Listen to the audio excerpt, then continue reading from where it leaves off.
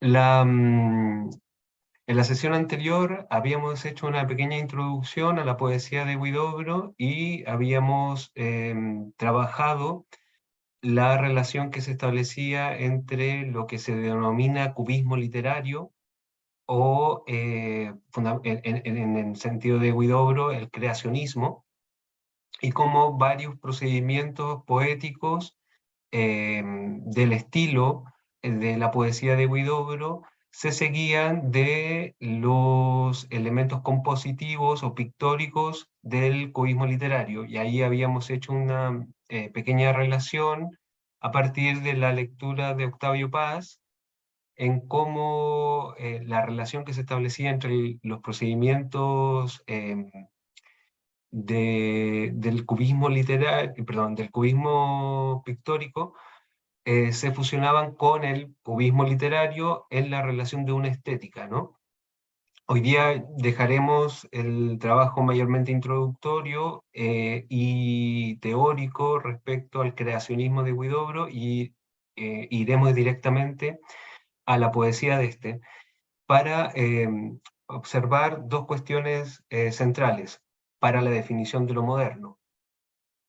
Por un lado, entender lo moderno como negación, continuidad y diferencia de los modelos tradicionales del arte. Es decir, la relación que va a establecer la poética de Huidobro con la tradición literaria. Y aquí habrá una cuestión interesante respecto a cómo definiremos la tradición y cuál va a ser el movimiento que realizará, el contraste que realizará la poesía de Huidobro con la tradición literaria. Y por otro lado, avanzaremos hacia la tesis que propondremos respecto a una suerte de tensión escatológica en la poesía de Huidobro que se gestan en los procedimientos literarios llevados a cabo para la configuración de la imagen poética. Esta tensión escatológica se establecería a partir de un ya no y un aún no. Un ya no que niega, para la configuración de la imagen poética, niega el elemento sensible, es decir, el término, la palabra literaria niega el referente sensible al cual, con el cual se construye, pero también niega el elemento simbólico o tradicional, pero en la medida en que niega, establece también un aún no, es decir, ese aún no como todavía no, respecto a que no habría un cierre desde el punto de vista de la identidad de de un nuevo término o una nueva configuración poética. Ese aún no, como lo vamos a ver, demostraría, por una parte, que la imagen poética vive continuamente de su aplazamiento. Por tanto, en ese aplazamiento hay una cuestión fundamental que entenderemos dentro de la poética moderna, en el sentido de cómo la imagen vive de una compleción, es decir, que necesita de la participación del lector, o si fuese desde el punto de vista de una poética visual, necesita de la participación del espectador para poder sellar o de alguna manera generar esa identidad, esa nueva identidad, en la medida en que antes ya había negado. He preparado un material con el cual vamos a trabajar y nos vamos directo a ese punto. Un segundo.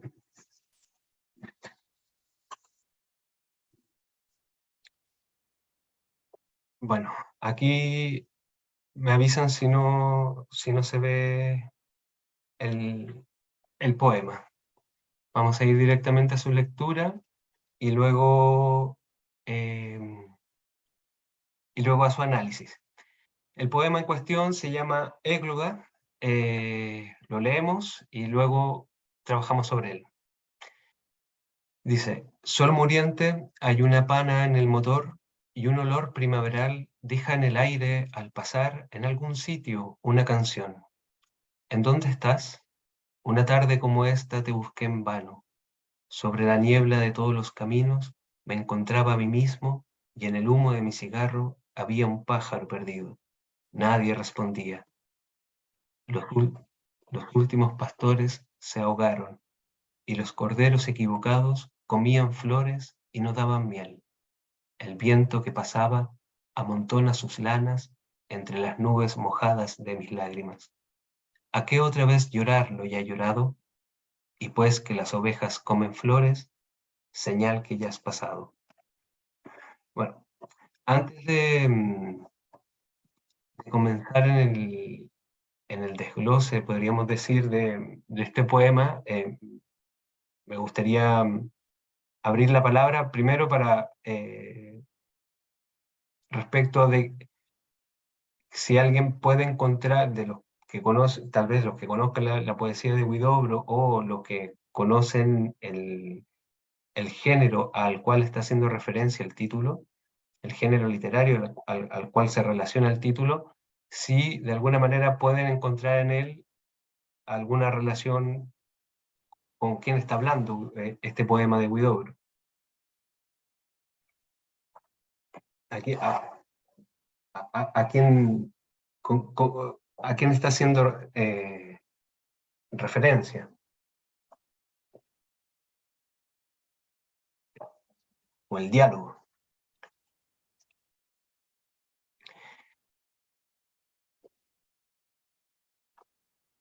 Si no, si no les recuerda a nadie, no importa, porque hasta en el periodo en el cual los lectores de Huidobro, de este poema de Huidobro, eh, en su contexto, tampoco le fue muy cercano, digámoslo así, encontrar esa relación.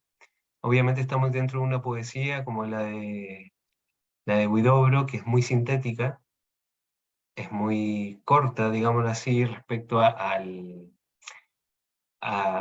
la dimensión del poema, de la construcción, el número de versos, pero hay uno de esos versos que está de una manera muy marcada a quien está haciendo referencia. Digo esto respecto a que en el contexto de los lectores de esta poesía, tampoco les fue muy conocida. Hay una anécdota respecto de que fue recolectada por René de Costa, un crítico de la obra de Huidobro, en la cual hace referencia a una irónica entrevista que realiza Huidobro con el crítico de arte Hernán Díaz Arrieta, que eh, digamos, su nombre como crítico literario era Alone. Leo un poco esa anécdota para entrar en materia. En la entrevista sostiene: después de una detenida conversación con el autor de Égloga, hemos llegado a la siguiente explicación. El sol muriente es el viejo sol que muere todas las tardes. La pana en el motor, sostiene el crítico, yo me figuraba que el poeta había salido en una excursión automovilística y que su coche había sufrido un desperfecto. Pero no, la pana la sufre el sol y por eso está muriente. Así dice Huidobro. Bien, en el fondo la cosa no tiene menor importancia. Siguiendo adelante se oye una canción perdida, alguien busca, recuerda, se siente solo. Todo dicho de una manera algo extravagante, pero ¿cuándo los poetas han hablado como todo el mundo? De pronto en el humo de su cigarro había un pájaro perdido. ¿Y esto qué es? Nadie respondía. Los últimos pastores se ahogaron, es decir, se callaron. Alguien pues sigue llamando a alguien. Encuentra unos corderos extrañamente equivocados. Arriba las nubes parecen sus lanas amontonadas. Una reflexión parece consolarse, y la explicación es que los corderos comían flores. El amante había pasado por allí. ¿Entiendes ahora?, le dice Huidobro. Muy poco. pero si es la traducción de una égloga de San Juan de la Cruz. Nada de raro. Si la traduces al chino, tampoco la entiendo. Sostenía el, el crítico literario. A su vez, la crítica literaria en torno a Huidobro, la crítica más formal, ha leído este poema recalcando supuestos intereses del poeta de subvertir la tradición eglógica como una especie de antielegía, o la ha leído como una visión erotizada y satírica de la poesía de San Juan de la Cruz. Lo más grave, a mi parecer, es que esta crítica ha ignorado la singularidad en el modo de apropiación que realiza el poema de Huidobro de los elementos estilísticos sanjuaninos, como tampoco ha reparado en los problemas metapoéticos, filosóficos y religiosos que se desprenden de una atenta lectura del poema en contraste con el cantar de los cantares bíblicos y con los símbolos neoplatónicos que yacen en el poema de San Juan de la Cruz. Comenzaremos nuestra lectura para ir encontrando estos elementos tradicionales y la manera en que este corto poema de Vicente Huidobro consigue poner en cuestión varios elementos tradicionales, no solamente literarios, sino que también filosóficos y espirituales. Si no, espero que se esté viendo el poema, como, como como, los primeros 6 versos que comienza, se abre con la descripción de este paisaje vespertino en el horizonte, con el ocaso del sol, y enfatiza en este tono lúdico una cierta ironía del tópico futurista, futurista dentro del contexto de las vanguardias, ¿no? Señalada por el verso pana en el motor, que alude a la falla esta de un motor descompuesto. Frente a estas dos negatividades, es decir, la pérdida o privación de la luz y el cese del movimiento mecánico, contrasta esta señal sinestésica, olfativa y auditiva como arribo auspicioso de la primavera, es decir, como un signo de una mágica transformación. Primavera y canción, canto, poesía, emergen como señales de un eminente cambio o renovación del universo. La imagen que evocan estos primeros versos parece concentrar la dualidad que marca la tensión de todo el poema, entre aquello que perece y acaba y aquello que vive y se regenera. Es interesante observar esta cuestión respecto a lo que estamos diciendo en esta tensión escatológica que se observa en los procedimientos de la poética de Huidobro, porque el poema en sí, estos primeros versos, generan una dinámica temporal que estaría construida a partir de este ya no y aún no, pero es decir, entre aquello que perece y acaba y lo que vive y se regenera. Por eso la cuestión de la primavera allí apareciendo después de esa negatividad entre el sol y el motor descompuesto. Es interesante observar esto porque en toda la poética de Huidobro gestada entre los años 1916 a 1931, pareciera operar esta cuestión entre una experiencia de muerte y de renacimiento, y que se establecería una especie de rito de paso poético, metapoético y filosófico.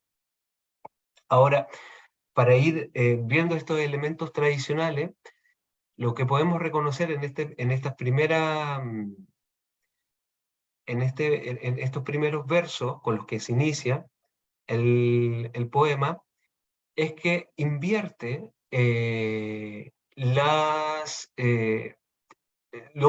modelo tradicional de las églogas, es decir, las circunstancias espaciales y temporales del poema, como también la expresión de los motivos musicales y del poder mágico, seductor y profético del canto.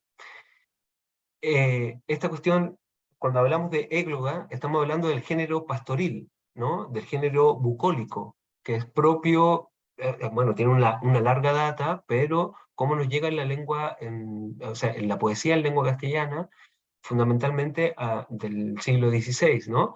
Pero también tiene una cuestión muy antigua que nos recuerda a la cuarta égloga de Virgilio en el periodo clásico, en la que se anuncia la próxima llegada de la Edad de Oro, ¿no? Una cuestión central dentro de la tradición literaria. Lo más característico de la descripción elaborada de los primeros versos, en la secuencia de los primeros versos de este poema, es que invierte el orden de apertura y de clausura tradicional de las églogas, pues el motivo del crepúsculo se entiende como un tópico clausular, un tópico que sella la literatura pastoril. Eh, eh, ¿En qué manera? En que el cierre del poema se hace coincidir con el fin del día y el cierre de las labores pastoriles, como una especie de invitación al descanso, eh, y mientras que el tópico inicial de las églogas tradicionales realiza la presentación del paisaje y las alusiones al canto y a la música por medio de la apertura de la luz y el comienzo de las faenas descriptivas campestres. En el caso de Huidobro, vemos cómo estos primeros versos han invertido esa relación, ¿no? Comenzamos directamente con la imagen del el sol muriente y la alusión al canto de otra manera. Ahora bien, esa descriptiva imagen que señalan los primeros versos de este poema es bruscamente alterada por el verso siguiente escrito en altas, ¿en dónde estás?, ¿no? El cual irrumpe, como leemos en el poema, de manera sorpresiva e imprevista la descripción espacial anteriormente sugerida, por medio de esta pregunta llamada con la que el hablante se dirige enfáticamente a un destinatario ausente, obviamente en el sentido de deseando saber el lugar en donde éste se haya oculto o escondido. Y aquí una cuestión central y también de invitación a la lectura de Huidobro es que ¿a quién invoca el hablante con esta pregunta llamada enigmática? Quizás, si seguimos leyendo el poema, llamaría a esa nueva canción que pareciese ser como una metonimia o metáfora de poema, ¿no? Canción o canto primaveral de vida y regeneración, entendido en la cuestión esta de rito, ¿no? De lo que estábamos sosteniendo anteriormente. O quizás el poeta con esta pregunta se dirige a sí mismo, sorprendiéndose de la situación en la que se encuentra.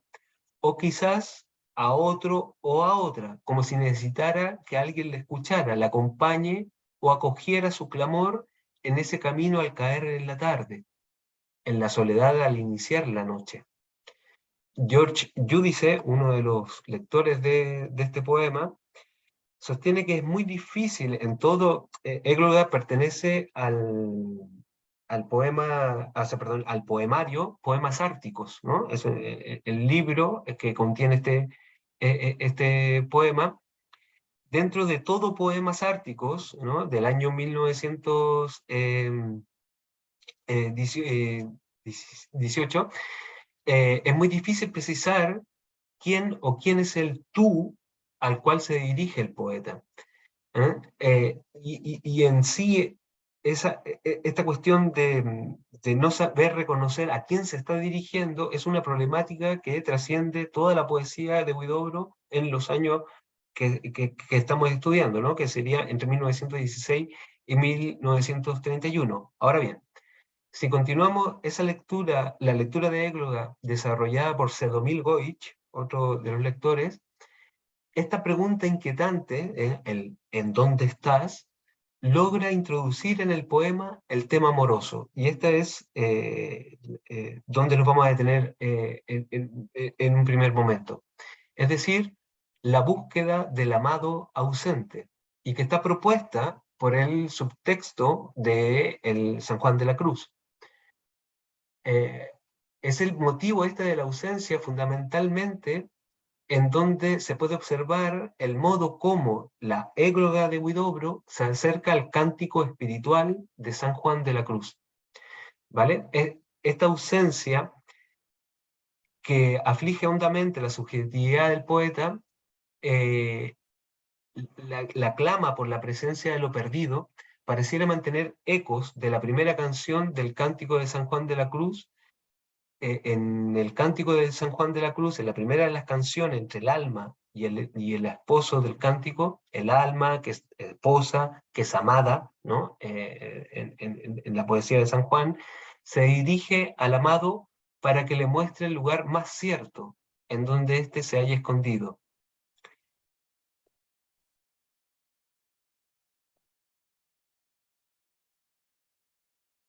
Sí, al tiro, acabo de ver recién la pregunta, Javiera. Ahora vamos para allá. Decíamos entonces, aquí podemos observar ese contraste, ¿no? En la primera de las canciones entre San Juan de la Cruz, perdón, en la primera de las canciones del cántico espiritual de San Juan de la Cruz, leemos: ¿A dónde te escondiste, amado, y me dejaste con gemido? Como el ciervo huiste, habiéndome herido, salí tras de ti, clamando, y eras ido. La, mm, la, en su inicio, el cántico de San Juan de la Cruz es la expresión de una voz poética que al clamar por la presencia de su amado no haya respuesta. Clamar, buscar y hallar es un modelo literario que el cántico de San Juan sigue del epitalamio bíblico del Cantar de los Cantares. En este último, en el Cantar de los Cantares, leemos: el alma se me fue con su vida, lo busqué y no lo hallé, lo llamé y no respondió. Siguiendo a Jan Barussi, en el texto un texto fundamental para entender la poesía de San Juan de la Cruz, se llama San Juan de la Cruz y el problema de la experiencia mística, de Jan Barussi. Barussi sostiene que en su origen el cántico de Juan de la Cruz tiene en su origen estaría en los pasajes 3 y 5 del Cantar de los Cantares bíblicos. Los primeros versos del cántico traduce casi literalmente, si no, si no las palabras, sí al menos la angustia de la esposa del Cantar de los Cantares. En el instante indivisible en que ésta siente el abandono y la herida amorosa. De este modelo bíblico empleado por Juan de la Cruz es posible observar cómo el cántico mantiene tanto el drama amoroso como las tensiones líricas fundamentales que le sirven de elementos estructurales al poema. La trama del amado ausente o escondido y la acción de la amada de salir en su búsqueda, eh, en todo sufriendo el dolor por no hallarle y las ansias por encontrarle, imprime ese dramatismo vital al cántico y estimula una tensión lírica ambivalente entre esperanza y desaliento, grito del alma y desolación, como también manifiesta la urgencia y la necesidad del encuentro amoroso por parte de la amada. Es a esa tensión sentimental ambivalente como elemento lírico inicial y estructural del poema, la que al parecer aluden los versos que siguen a esa pregunta llamada en la égloga de Huidobro, pero insistiendo en un aspecto mayormente patético de esa tensión, resaltando ese polo de la tensión. El poema de Huidobro logra expresar o sugerir una especie de carácter infructuoso o desolador que supone para la experiencia lírica del hablante aquella búsqueda amorosa. Una tarde como esta, te busqué en vano. La, mm, Hay una cuestión aquí interesante respecto a que esa búsqueda, en el cántico espiritual, eh, esa búsqueda está, pareciese, dentro de la lírica, pareciese el alma enamorada, pareciese encontrar mayor estímulo y gozo en ese padecer que la pone a prueba. Mientras que en la égloga de Huidobro es ese en vano la noción que sugiere de alguna manera una especie de decepción rotunda en el hablante, puesto que se muestra como un signo insoslayable de un recuerdo pasado que confirmaría una anterior experiencia similar de búsqueda, pero infructuosa en el hablante. En vano se ha buscado al escondido, escondida, lo cual tiende a resaltar el carácter de inutilidad de los esfuerzos destinados en su búsqueda, y con ello quizás a recalcar la aceptación de una irremediable ausencia. Ahora bien, la, una vez hemos abierto, digámoslo así, a partir de esa pregunta llamada que está escrita en altas, ¿no? Y obviamente hay ahí un gesto central dentro de este pequeño poema de Huidobro para establecer el vínculo con el cántico de Juan de la Cruz. El poema de Huidobro pareciera no hacer más que otra cosa a lo largo, y vamos a la pregunta que hacías, Javiera, que el poema de Huidobro no hace más que contrastar aquellos lugares sugeridos por el cántico de Juan de la Cruz para buscar y hallar al amado, o lo que supone para iniciar esa búsqueda. Ese primer contraste fundamentalmente se establece primero en la noción de soledad, luego en la noción de la naturaleza, avanzaremos enseguida. Si continuamos en el énfasis que da Huidobro, que el poema de Huidobro da a aquel polo patético, es decir, a esa tensión lírica inicial hacia el en vano, ¿no? Notamos que en la poesía de Huidobro esa experiencia truncada en un pasado pareciera servir de anclaje o obstáculo en la memoria del hablante, lo cual le impide salir en búsqueda de ese otro ausente, anclaje que lo mantiene en definitiva unido a sí mismo, ¿no? Y leemos ahí, después de una tarde como esta te busqué en vano, sobre la niebla de todos los caminos me encontraba a mí mismo, y en el humo de mi cigarro había un pájaro perdido. Eh, la, es interesante, enseguida voy a entrar en los ámbitos más filosóficos, ¿no? Seguimos dentro de lo lírico, que esa pregunta, ¿en dónde estás?, del poema de Huidobro, busca dar con una apertura una realidad más allá del hablante, ¿no? Esa pregunta llamada se concentra en el deseo por hallar, alcanzar, vislumbrar, contemplar, ¿no? El espacio de manifestación de esa otredad, el lugar secreto y escondido en el que se manifiesta la presencia de esa otredad.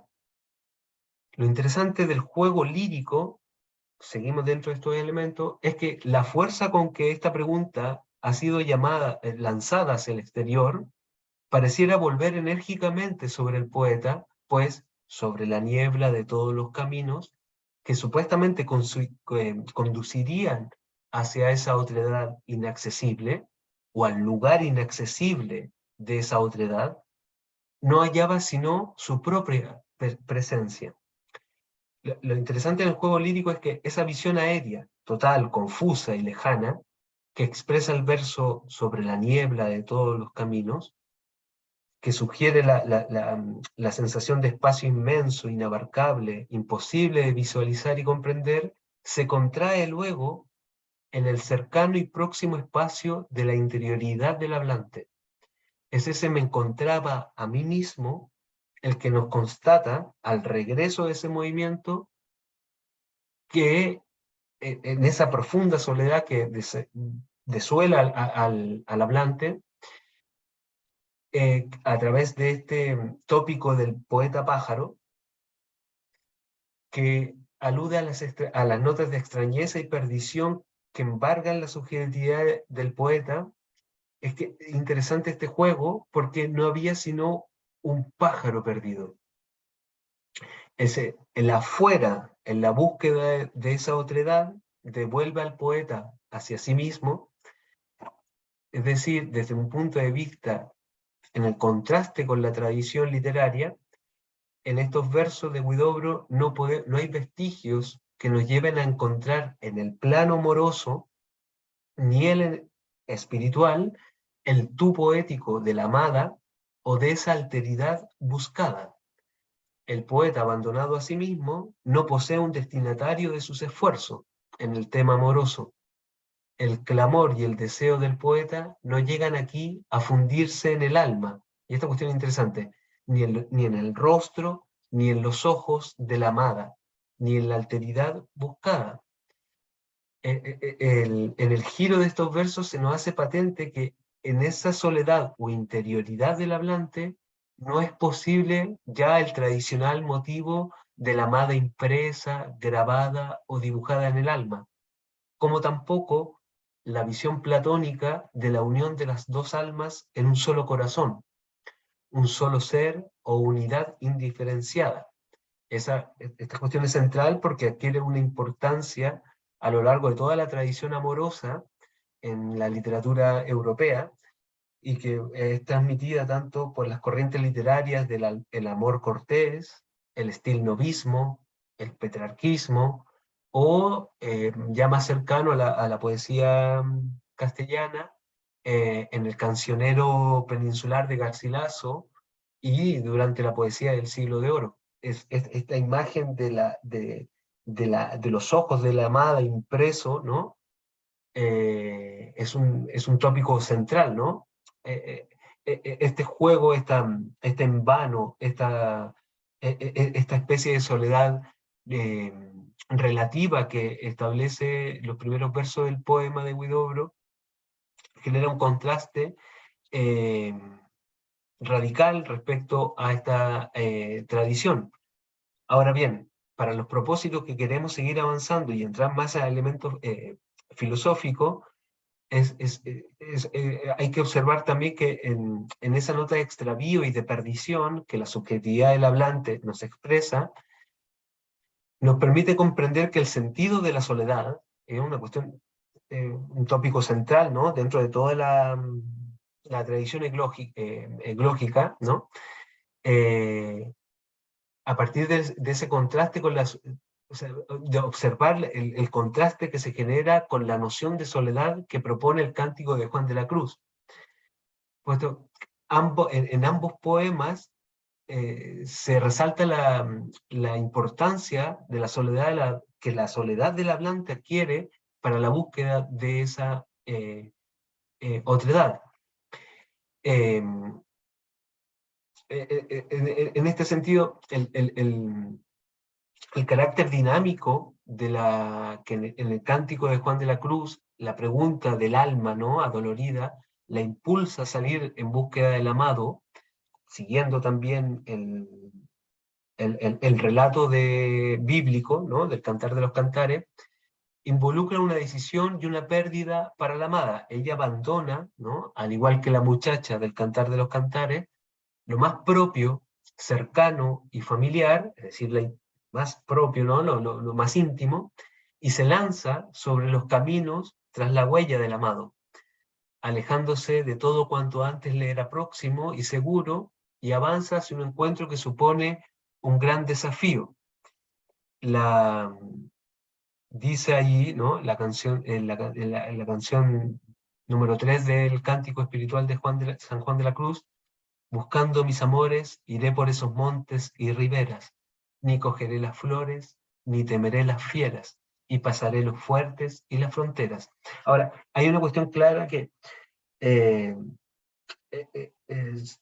San Juan, o sea, Juan de la Cruz escribe en la lírica, ¿no? Del cántico, la escribe y luego sus hermanas descalzas le, le piden que escriba, eh, digamos así, la prosa que explique la lírica, ¿no? Que explique la imagen de poética que transmite, porque también, al igual que el poema de Huidobro, genera una serie de elementos crípticos que impiden la comprensión del poema.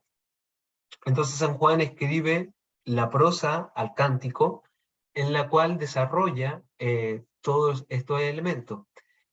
Y en esta cuestión de la búsqueda, y referido a la interioridad, hay un elemento central que tiene que ver con la noción de esa soledad y con el elemento espiritual que ella relaciona, ¿no?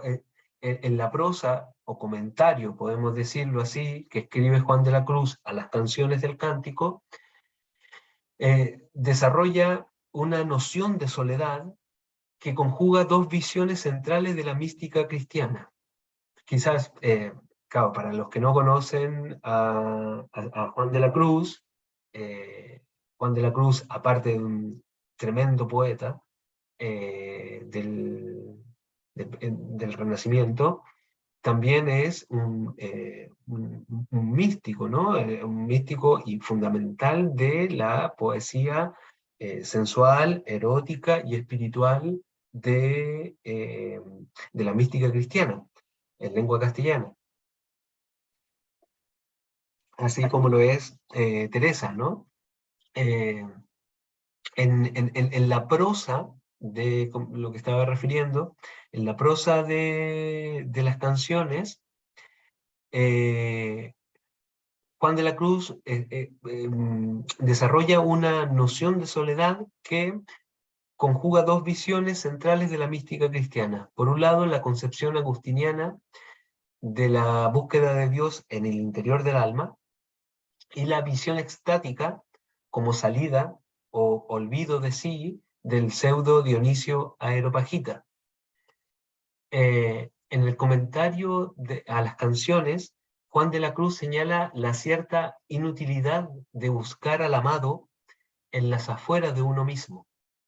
En ese espacio exterior difícilmente hallará el alma al amado, pues para el carmelita, y en esto, siguiendo a Agustín, ¿no? En la visión esta de la búsqueda de Dios al interior del alma, para el carmelita es esencial y presencialmente el amado está escondido en el íntimo ser del alma.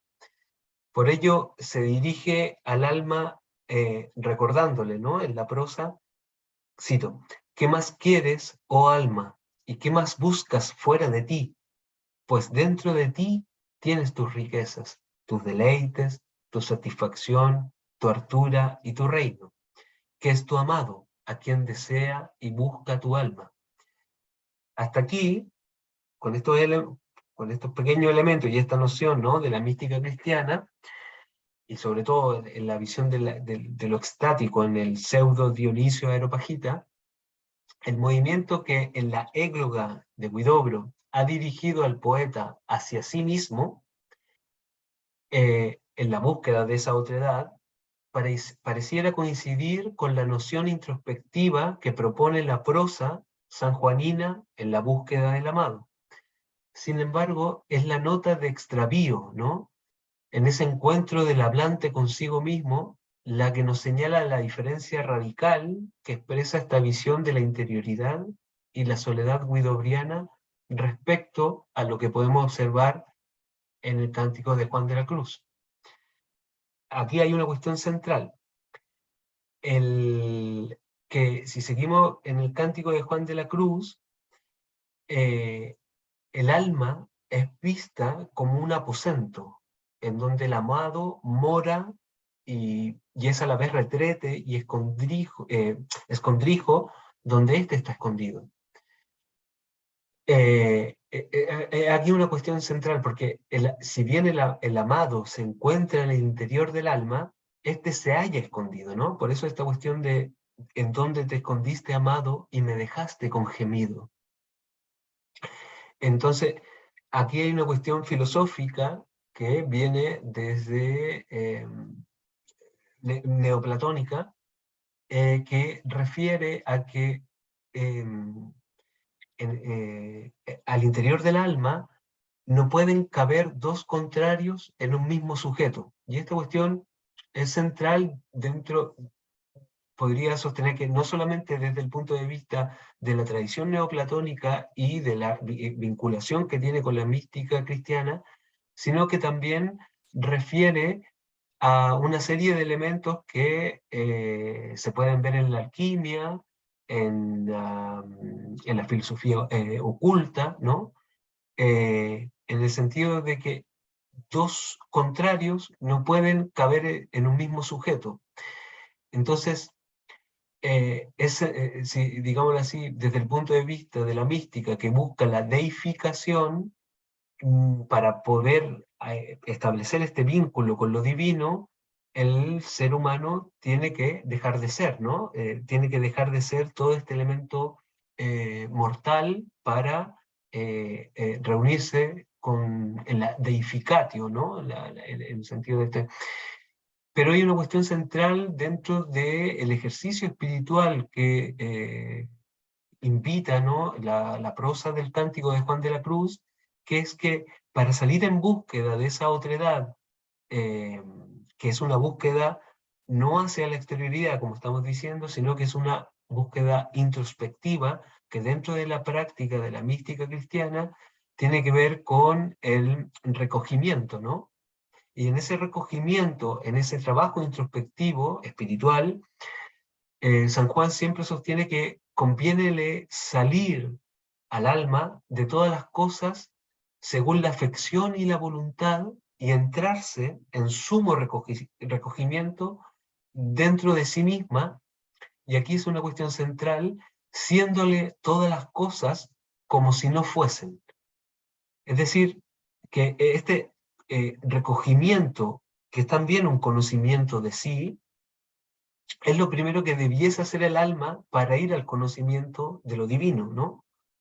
El recogimiento interior del alma, en el contexto de Juan de la Cruz, alude a una práctica ascética, ¿no? A una práctica espiritual como forma de oración solitaria o vía de conocimiento de sí, y por tanto que exige para ello el abandono del mundo, el alejamiento de todo cuanto aquello pueda impedir al encuentro con Dios, ¿no?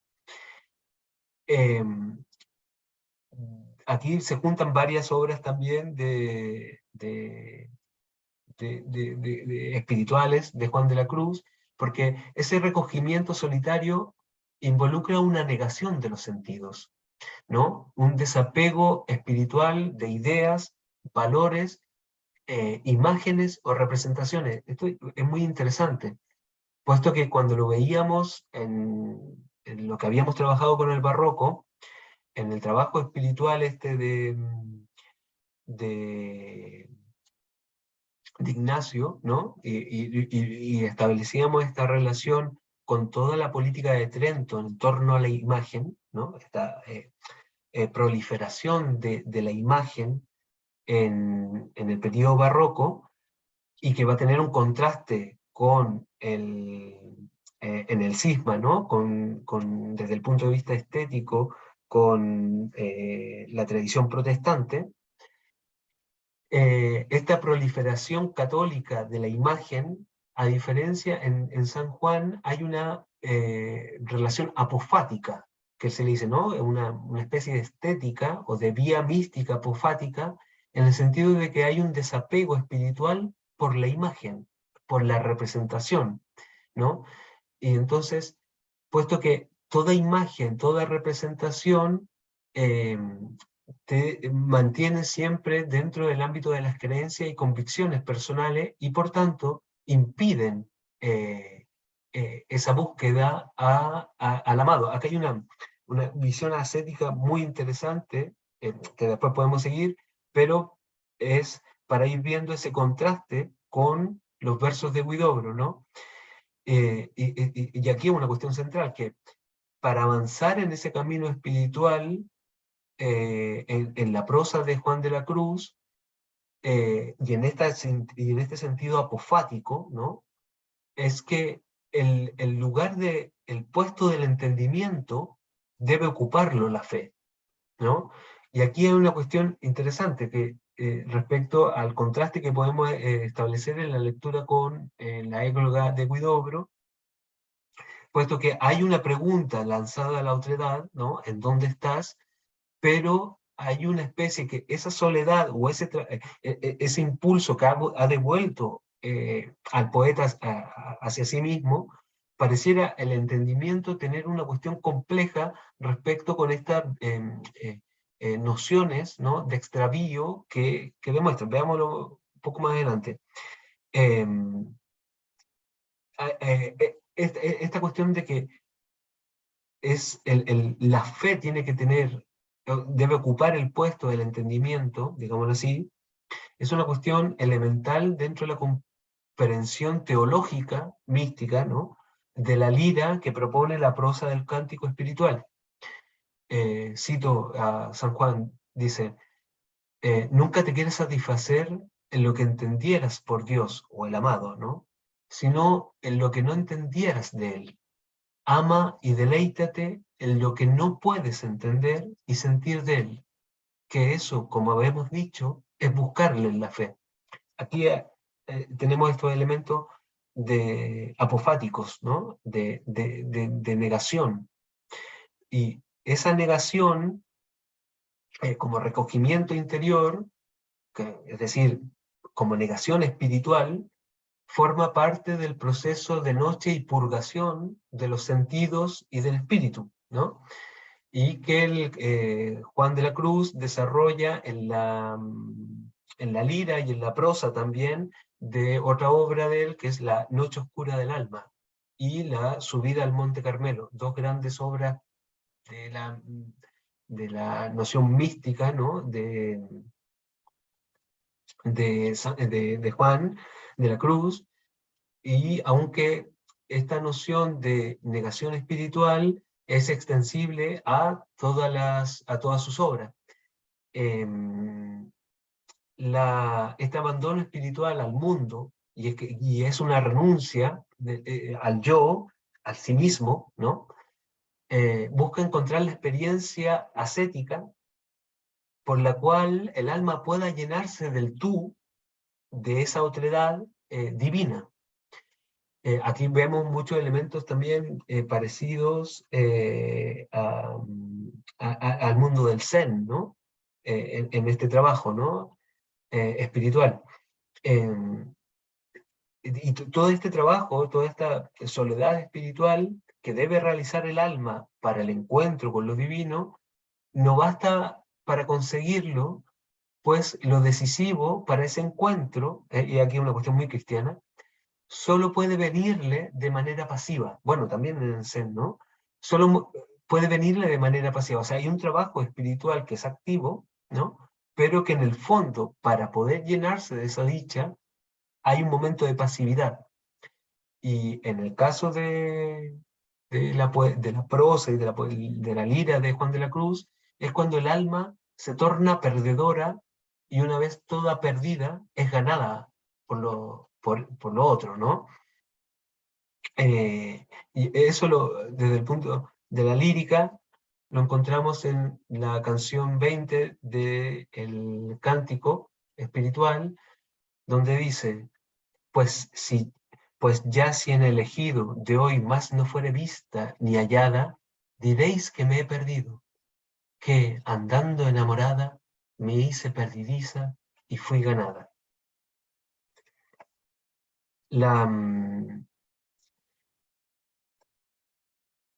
Entonces, para ir juntando cosas y sobre todo entendiendo esa soledad, que es el primer contraste que establece el poema de Huidobro con, no, o sea, obviamente con el subtexto sanjuanino con el que está hablando, pero también con toda una larga tradición espiritual, en ese desapego al mundo y a sí misma, la soledad que desarrolla y propone el cántico es una necesaria privación de imágenes, como estamos diciendo, y representaciones, pero que favorece la desnudez o pobreza de espíritu.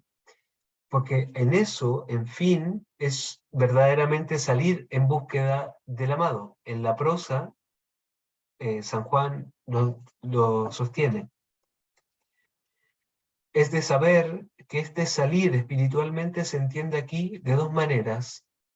La una, saliendo de todas las cosas, como lo estamos diciendo, lo cual se hace por aborrecimiento y desprecio de ella. La otra, saliendo de sí misma por olvido de sí. Y esto tiene mucho que ver con lo que habíamos dicho con Dionisio de Areopagita, ¿no? Lo cual se hace por el amor de Dios. Es decir, en sentirse esto de completamente perdida es ganada, ¿no?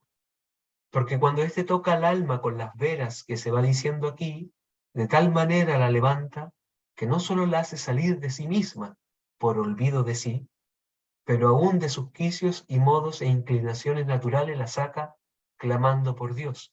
Así, la cuestión extática, ¿no? Y así es como si dijera, esposo mío, en aquel toque tuyo y herida de amor sacaste mi alma, no solo de todas las cosas, mas también la sacaste e hiciste salir de sí, porque a la verdad y aún de la carne parece la saca, y levantástela a ti clamando por ti, ya deshacida de todo para asirse a ti.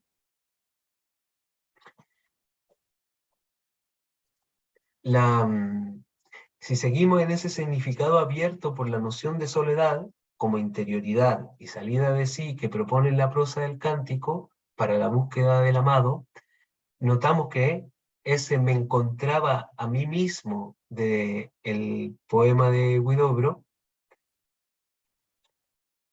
ese me notaba a mí mismo del poema de Huidobro, pareciera decirnos que en el mundo de la égloga huidobriana, aquella soledad absoluta sanjuanista, no es posible en la esfera del hablante, ¿no?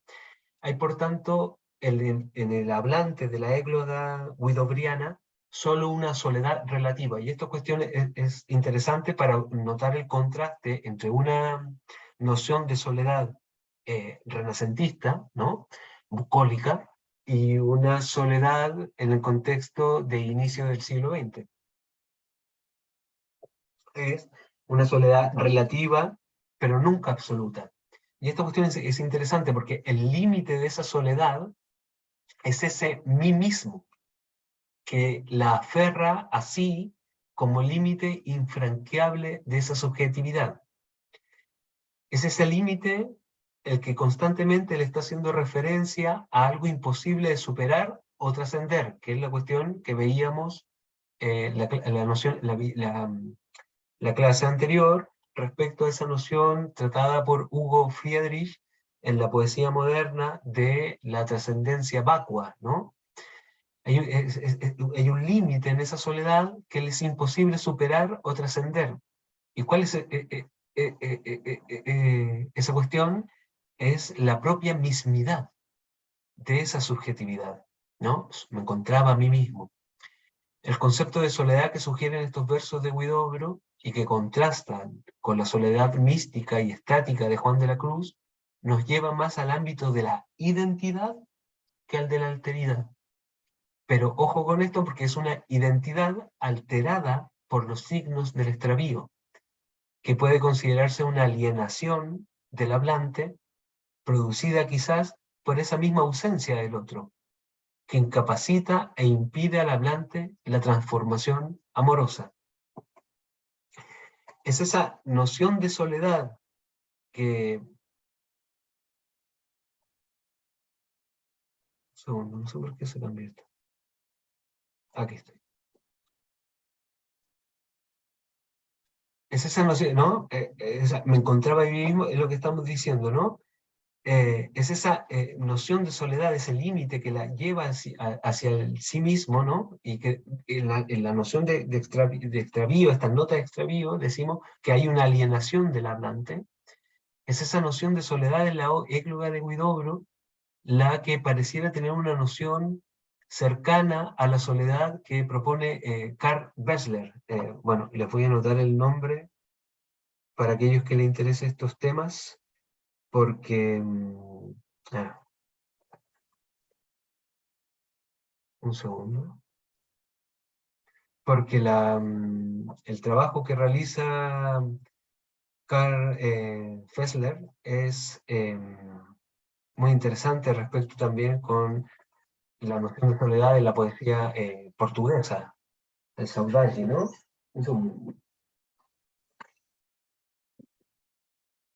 Es interesante esta cuestión eh, respecto a esta noción de soledad, porque el concepto relativo y privativo, pero no absoluto y universal, Fessler sostiene que aun cuando lleguemos a la máxima soledad, en el sentido moderno, por más que lleguemos a la máxima soledad, tendremos siempre, sin embargo, la sociedad de otro algo, y que es la del propio pensamiento.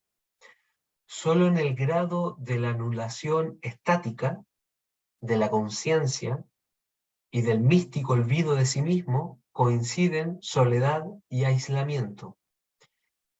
Es interesante esta cuestión porque en los versos de la ígora guidobриana nos vienen a decir que la soledad como olvido de sí es imposible en el poema. Esa soledad absoluta no se muestra como camino seguro ni como horizonte que dé garantías para el encuentro con el otro. El verso "me encontraba a mí mismo",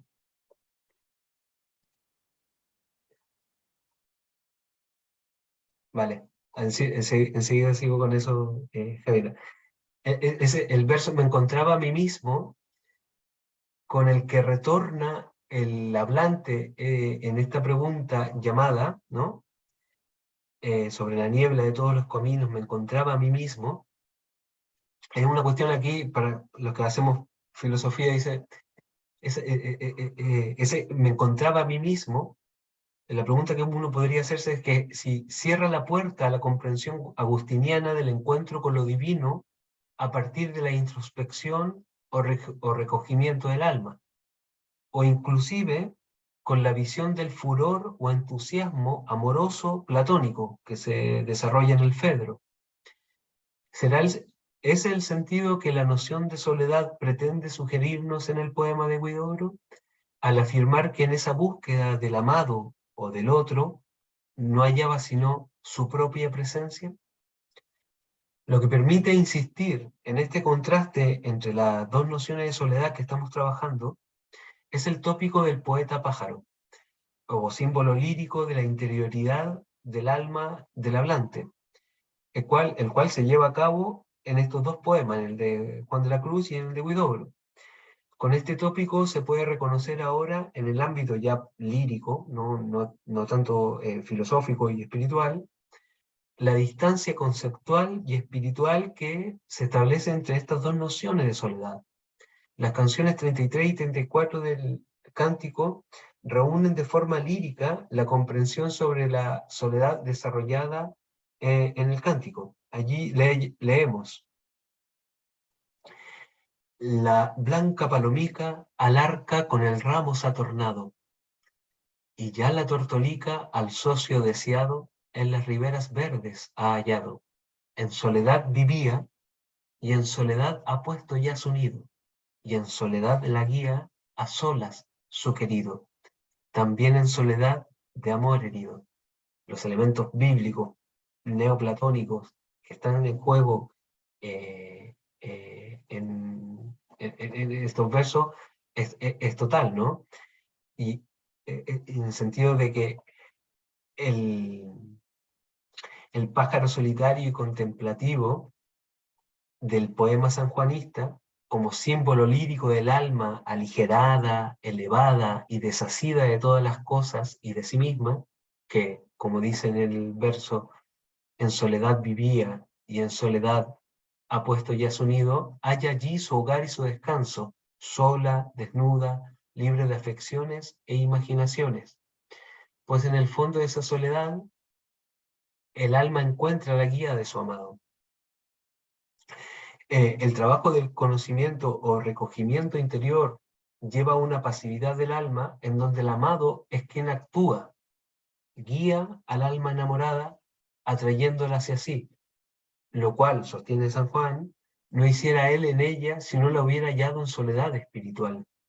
Esa soledad que el alma obtiene, libre de todas las cosas y de sí misma, la transporta hacia las altas regiones de lo divino, superando todo medio y figura, es decir, imagen o representación, que la separe y diferencie del alma del amado. Bueno, vamos a dejar una última cosa eh, para seguir con este contraste entre los dos poemas. Es que esa interioridad desasida, no, en la poesía de Huidobro no hay seguridad ni garantía para el encuentro con el amado. El alma, en la eglo de Huidobro, el alma del poeta es un extravío, como quien no haya camino ni destino. La situación es verdaderamente amarga y a la vez la más extraña. Y en este sentido hay una parte en el trabajo de Ernst Bloch, el del Principio de Esperanza, gran trabajo enciclopédico de Ernst Bloch, en el apartado en que estudia las utopías geográficas del Dorado y del Edén, señala que el emprendimiento de un camino que nos lleve a un lugar seguro, utópicamente deseado, ¿no? Fuera de toda angustia y pesar, refiere inevitablemente a lo que nos falta, ¿no? A la misma carencia de lo que no se posee. Y he aquí el extravío. Su esencia se halla en la prolongación de la voluntad a la que le falta o le falta todavía la posibilidad. El extraviado se encuentra entre el deseo permanente y el camino sin permanencia o que no se muestra. En el poema de Huidobro no hay señales en esta búsqueda errante del poeta, ni seguridad ni garantía de encuentro, ¿no? No hay sitio seguro, no hay fondo, no hay esperanza. Los versos de Huidobro tienden a insistir en una honda desesperanza de alcanzar ese espacio de manifestación de lo otro. Todo en vano, el escondido allí no aparece. La, la,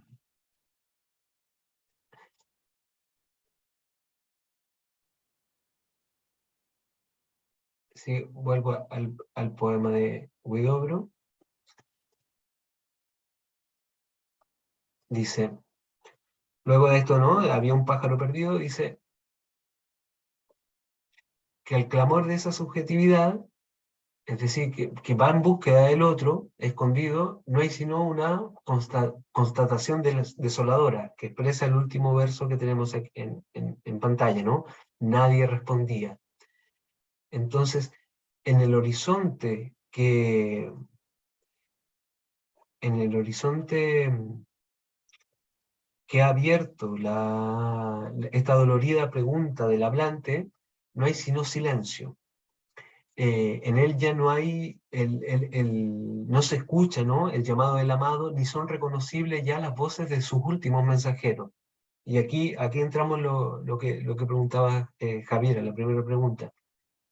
En el poema de Huidobro leemos: nadie respondía, los últimos pastores se ahogaron y los corderos equivocados comían flores y no daban miel. En el mundo pastoril de la poesía de Huidobro, no hay quien acuda al clamor del alma, como en el poema de San Juan, en el cual leemos: pastores, los que fuerdes, allá por las majadas al otero, si por ventura vierdes aquel que yo más quiero, decirle que adolezco, peno y muero. En el poema de Huidobro, la imagen de los pastores son los signos de un pasado y de una vida y de una visión del mundo inexorablemente perdida, ¿no? Los pastores, que es una cuestión central dentro de todo el género bucólico, y también en la relación de lo bucólico con lo espiritual, como lo lleva Juan de la Cruz, no, los pastores en el sentido de la poesía de Huidobro no son aquí medios ni mensajeros angelicales de la poesía sanjuanista, en la prosa, para hablar de los pastores, sostiene Juan que son pastores de dulces comunicaciones e inspiraciones de Dios, que no solamente llevan a Dios nuestros recaudos, sino que también traen a Dios a nuestras almas. Eh, Aquí hay varios elementos que vamos a hacerlo muy rápido, pero hay muchos elementos neoplatónicos que voy a ir enseguida para ir avanzando. Eh, Tampoco la figura de los pastores no hace relevancia, ¿no?, en el género bucólico, en la relación de como medio de expresión de lo amoroso y lo espiritual. Menos aún, en la poesía de Huidobro, el campo y sus criaturas se nos presentan al interior de ese escenario idílico, ¿no?, apacible, sensual, deleitoso, que es la construcción de ese locus amoenus, ¿no?, en el que los sencillos, humildes, inocentes amantes pastoriles de las églogas clásicas, renacentistas, encontraban refugio ante sus dolores y sus penas amorosas, como sucede en la poesía de Teócrito, Virgilio, Sanazaro, Garcilaso, bueno, entre otros, ¿no? El silencio de ese mundo pastoril, en el mundo de la égloga guidobriana, se expresa en la muerte de sus mensajeros, en el derrumbe de su jerarquía, ¿no?, en el sentido neoplatónico, y en el desacierto del orden natural, con estos corderos equivocados, ¿no? Eh, Tanto por por las figuras que utiliza, las imágenes eh, de, de la poesía de San Juan, siempre se ha establecido una relación entre bueno, hay una larga discusión, ¿no?, si realmente el cántico de Juan de la Cruz participa o no de ese mundo bucólico, y si en la lírica del cántico es una égloga o no.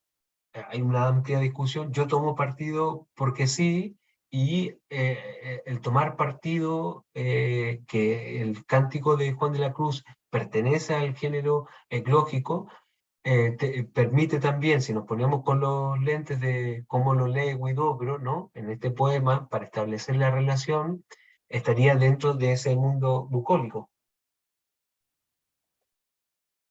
Eh, y si se lee pero obviamente ese mundo de la égloga, si el cántico de Juan de la Cruz está en el mundo de la égloga, lo hace a partir de un sentido sensual, erótico, y obviamente espiritualizando sus tópicos, ¿no? Acá hay varios elementos de cómo eso, esos tópicos tradicionales del mundo de la égloga son llevados a través de lo sensual y lo erótico al plano espiritual.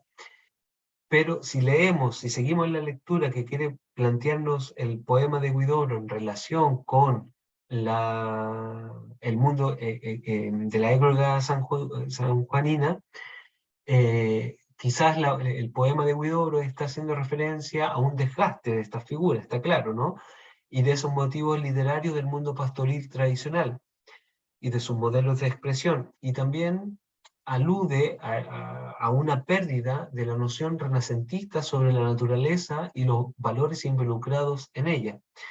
Los versos de Huidobro utilizan los mismos términos o figuras literarias que las églogas renacentistas, pero sin embargo ya hablan otro lenguaje, connotan otro sentido. Los términos se nos muestran abriendo un campo semántico totalmente diferente al tradicional, asumiendo unos significados completamente distintos, con los mismos términos y figuras literarias, es decir, con la misma nominación. Estos versos de la égloga guidobriana insinúan ya otro mundo. Las figuras literarias de la tradición eglógica están situadas en un espacio completamente diferente. Estos versos buscarían denotar, y esta cuestión es central, una pérdida de los modos de comprensión de los símbolos tradicionales o una resignificación de estos en la condición moderna del mundo de la égloga huidobriana. Es decir, que las palabras retienen su potencialidad significativa original, aun cuando reciben un nuevo sentido en la unidad del poema creado. Esta última cuestión nos lleva a los procedimientos lingüísticos del creacionismo de Huidobro. Hay una contravención y su efecto genera una resistencia, ¿ah? Y que va a ir en la relación que vamos a ver con otros poemas entre el ya no y el aún no. Esta manera de proceder sobre los términos y figuras tradicionales eh, eh, consigue desrealizar el sentido convencional de los términos, sean estos antiguos, modernos o pertenecientes inclusive a la vanguardia contemporánea. Pero la cuestión central que si bien hay una negación y que pareciera haber una resignificación de estos tópicos, es decir, como lo que sostiene Giudice, ¿no? George Giudice, que en este juego la poesía de Huidobro pretendería dar vida nueva a lo fosilizado, ¿no? Pero en todo este juego que establece los procedimientos lingüísticos del creacionismo de Huidobro, la pregunta que uno debería hacerse es ¿hacia dónde nos lleva, ¿no? Este proceso que se opera sobre las figuras literarias convencionales.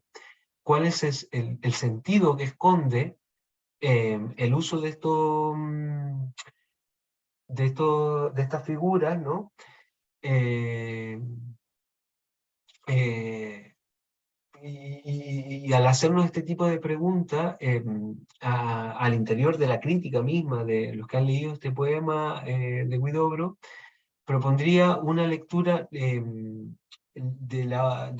este poema ahondando en estos elementos filosóficos, religiosos y estéticos que nos señalan su poesía.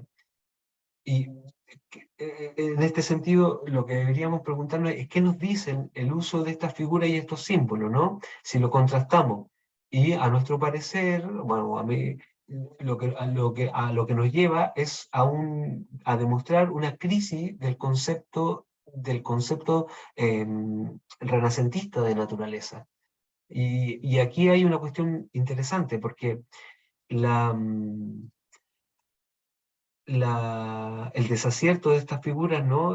Natural y la pérdida de estos elementos tradicionales configuran una imagen poética en el pequeño, o sea, en el corto poema de Huidobro, en que la visión pastoril de la naturaleza renacentista deja de ser ese locus amoenus, ¿no? Que estábamos hablando, y nos muestra un locus terribilis, ¿no? Un lugar dramático, un espacio inhóspito, un paisaje de ausencia y desacierto, equívoco y silencio, es decir, un lugar desencantado, contraste radical con la figura tradicional del mundo bucólico, ¿no? Eh, Son estos signos que emergen en este nuevo lugar creado a partir de las figuras literarias, o sea, en el empleo de estas figuras literarias se consigue construir un lugar totalmente distinto. Esos signos, el silencio y el equívoco, es decir, los pastores se ahogaron, eh, callaron, ¿no? Se ahogaron, los pastores han callado, el silencio de esos pastores y el equívoco de las criaturas, eh, se podría decir que es como una especie de introducción de las condiciones existenciales y seculares del mundo moderno en el mundo ideal, pastoril, de la tradición bucólica, como si la introducción de estos elementos del mundo moderno introdujera dramáticas y oscuras señales de silencio de la tradición y el desacierto de la naturaleza. Y esto tiene relación con la pérdida de los símbolos tradicionales. Y cuando hablamos de la pérdida de los símbolos tradicionales en el arte, estamos hablando de esto que sostiene, ¿no? También Benjamin, ¿no? En el sentido de la pérdida del aura, ¿no? o lo que hace Hugo Friedrich con el sentido de la trascendencia vacua. Es decir, que cuando somos lectores de San Juan, o de la poesía de Juan de la Cruz, nos es difícil leer esos signos tradicionales, puesto que hemos tenido una pérdida de los modos de comprensión de ese mundo. Si lo llevamos desde el punto de vista de la literatura moderna, la muerte de Dios y el efecto de la trascendencia vacua no nos permiten comprender ese símbolo tradicional, ¿no? Y todo este ámbito espiritual y esta apertura a esta jerarquía neoplatónica que ha sido desestructurada, ¿no? Eh, y este contraste que genera la poesía de Huidobro en tan cortos versos y mostrando un sentido estético como religioso que se ha perdido, eh, se puede observar, ¿no? Cuando leemos en el poema de San Juan la visión de la naturaleza que desarrolla en la lírica en las canciones 4 y 5, que es el momento en el cual se lleva a cabo una pregunta y respuesta entre el alma y las criaturas, ¿no? Y en el cual se pone de lleno todo, por un lado, todo el ámbito de la vía mística, es decir, purgativa, contemplativa, unitiva en torno a la naturaleza, y también elementos filosóficos y religiosos.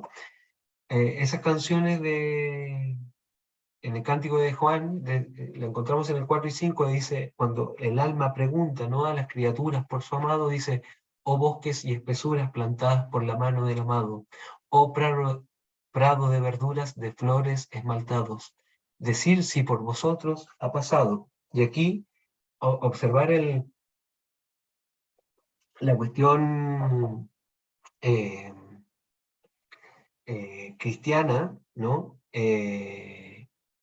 En la respuesta que dan las criaturas al alma, a la amada, ¿no?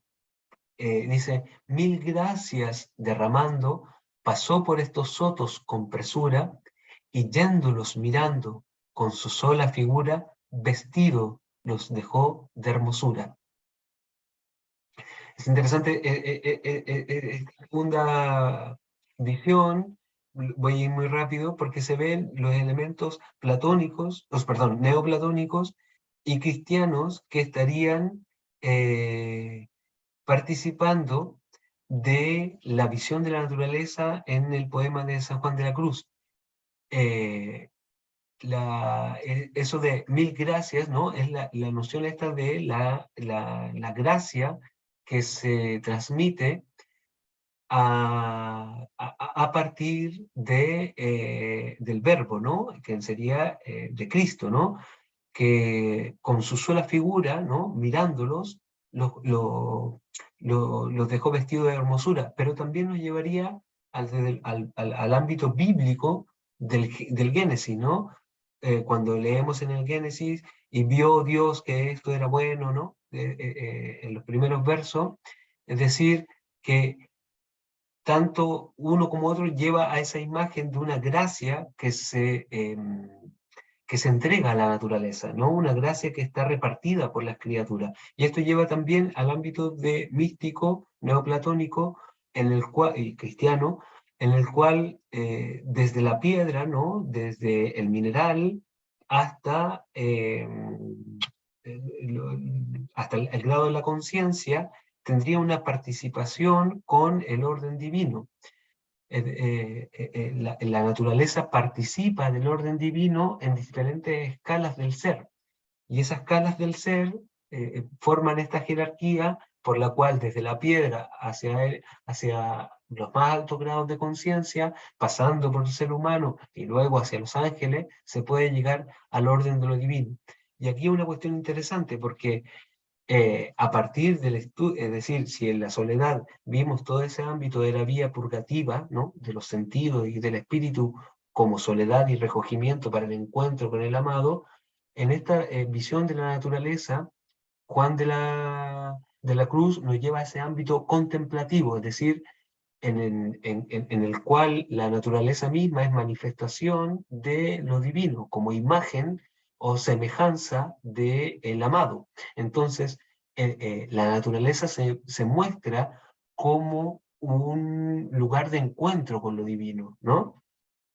Cuestión que contrasta radicalmente con el poema que está, con los versos del poema de Huidobro, donde la naturaleza solamente expresa eh, eh, extravío, silencio y equívoco, ¿no?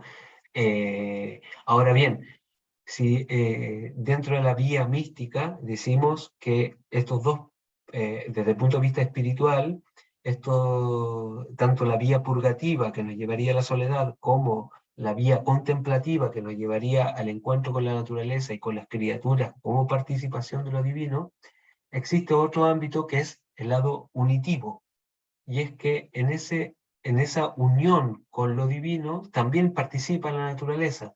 Y en la visión del cántico lo encontramos en la canción número 13 y 14, en el cual dice: mi amado, las montañas, los valles solitarios, nemorosos, las ínsulas extrañas, los ríos sonoros, el silbo de los aires amorosos, la noche sosegada, en par de los levantes de la aurora, la música callada, la soledad sonora, la cena que recrea y enamora. Si reparamos en la estructura literaria o en los recursos lingüísticos utilizados en estas canciones 13 y 14 del cántico, notamos que en el primer verso, entre los términos e expresiones mi amado y las montañas, al suprimirse la cópula verbal, se produce una especie de pausa, intervalo o vacío que al parecer logra manifestar una cierta intencionalidad de Juan de la Cruz, y que anula explícitamente el verbo, pues con ello se evidencia que en aquella superación de la visión simbólica, es decir, la anterior, ¿no?, por la cual las criaturas son símbolo de, de lo divino,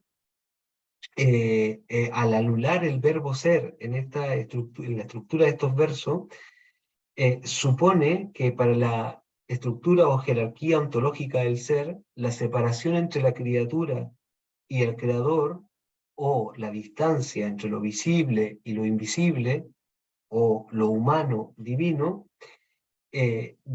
al romper, esta canción al romper con la visión anterior contemplativa, nos lleva al ámbito unitivo.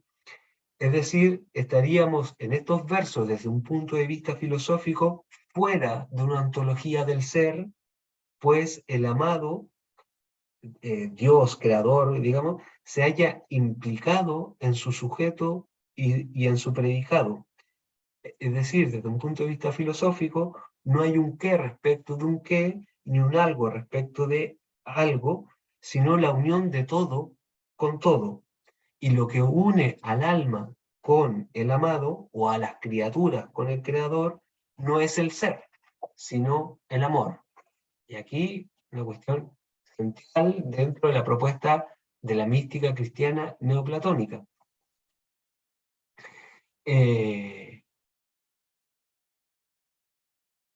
Vamos a avanzar para ir cerrando. Entonces,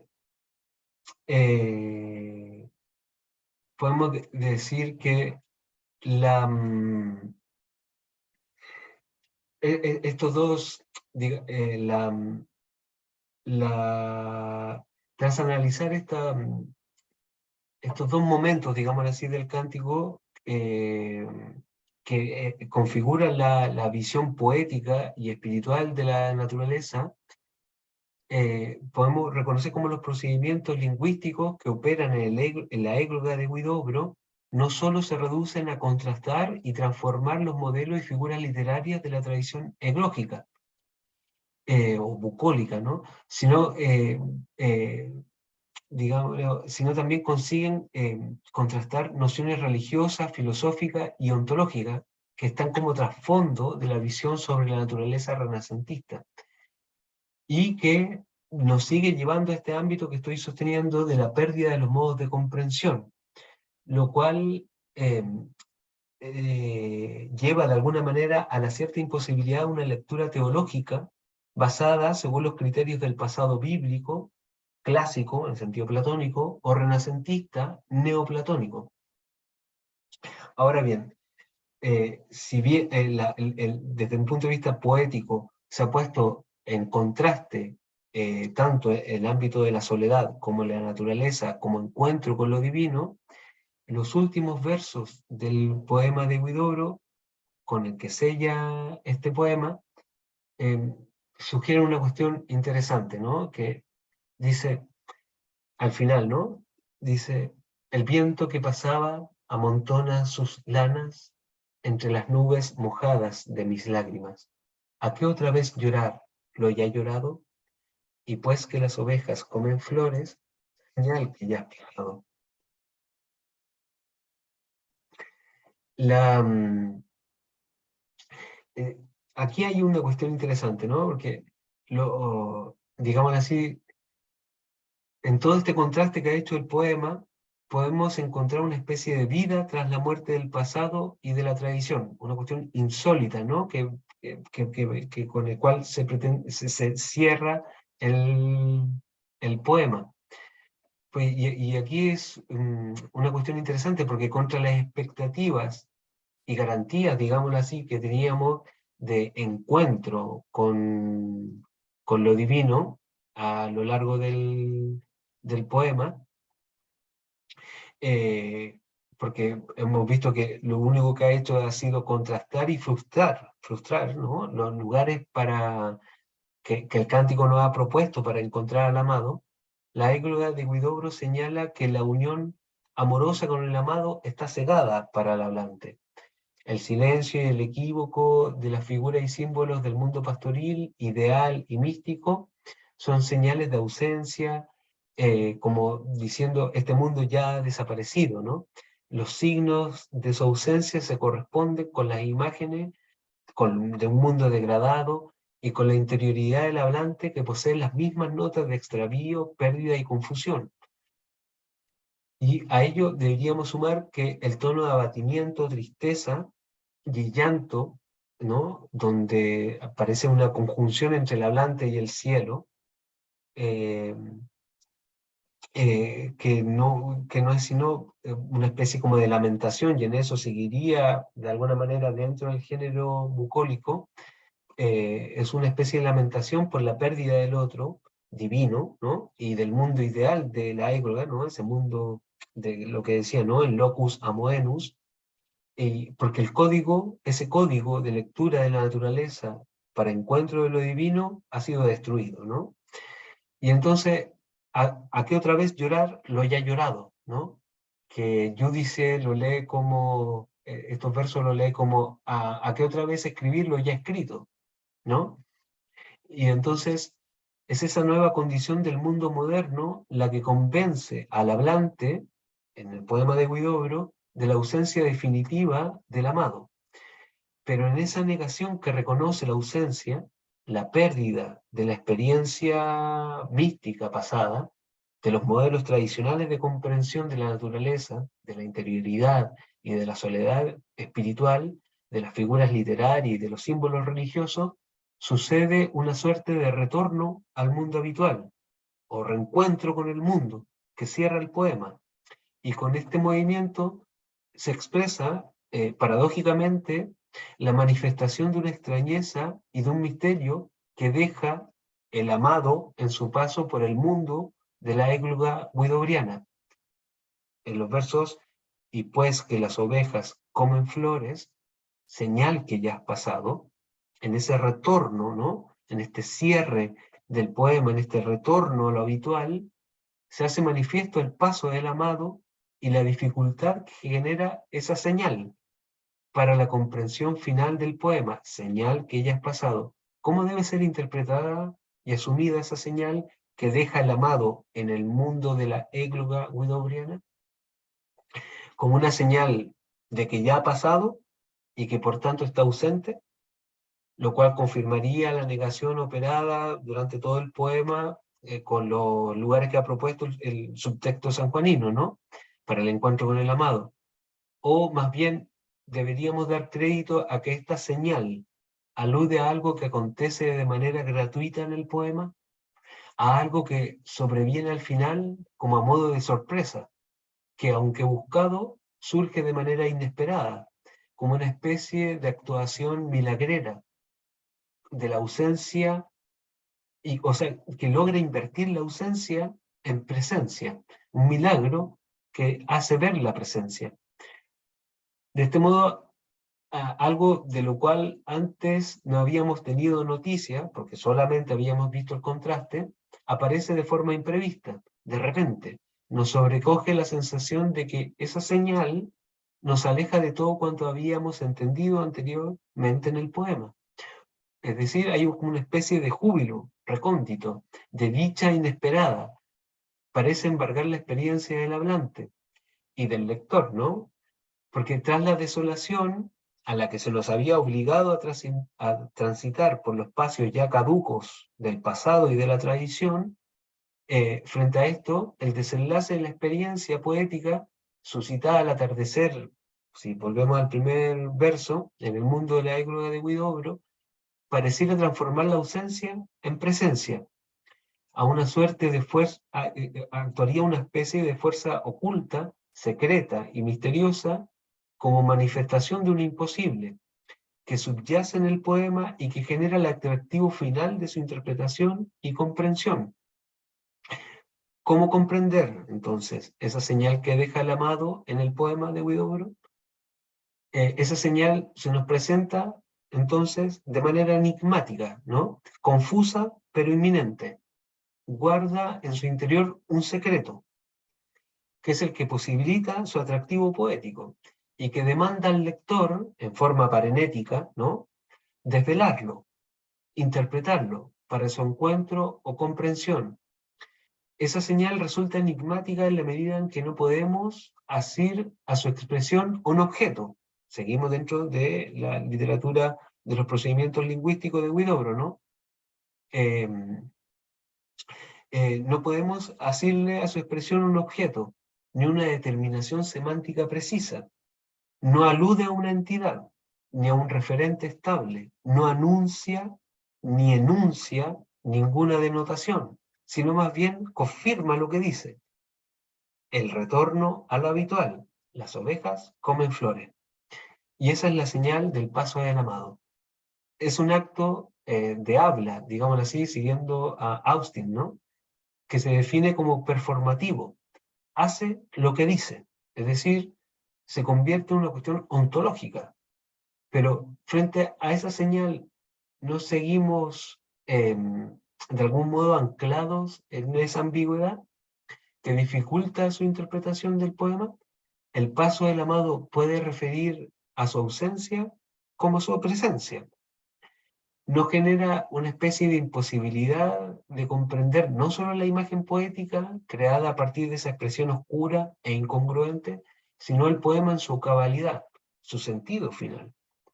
El cierre del poema nos configura una manera de operar con el lenguaje, un modo de hacer con las palabras, que más allá de los contenidos, es decir, de las figuras y de los símbolos que utiliza, eh,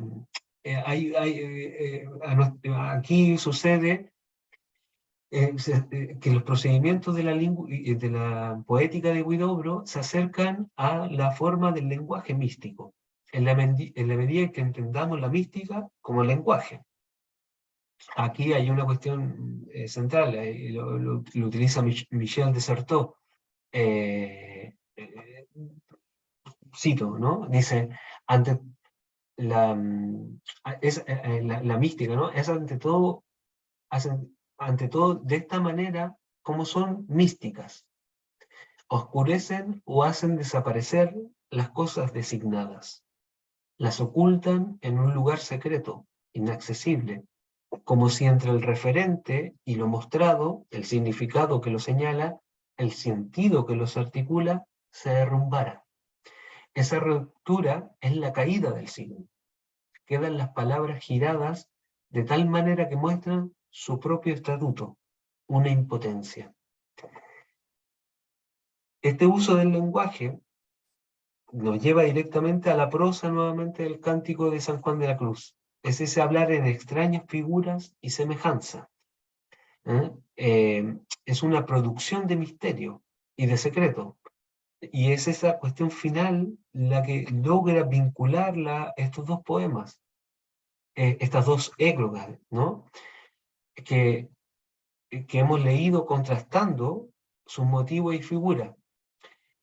Es decir, que en este modo de proceder, en esta expresión de términos y figuras extrañas, inauditas, respecto a la norma común, al uso vulgar y habitual de la lengua, es donde confluyen estos dos poemas. Un lenguaje extraordinario, que produce un virtuosismo, ¿no? Un virtuosismo técnico, que hace confesar a las palabras lo que éstas no pueden decir. Y es aquí la cuestión interesante donde lo poético, aun cuando se haya perdido los modos de comprensión tradicionales, consigue vincular estos dos poemas, en la medida en que ambas poesías nos presentan un imposible, hacer de la ausencia una presencia. Con esto sello un poco este tema. Espero que les haya interesado. Hemos visto un primer poema en el cual los procedimientos lingüísticos empleados para la configuración de la imagen poética eh, generan una especie de negación, continuidad y diferencia con los modelos tradicionales del arte, ¿no?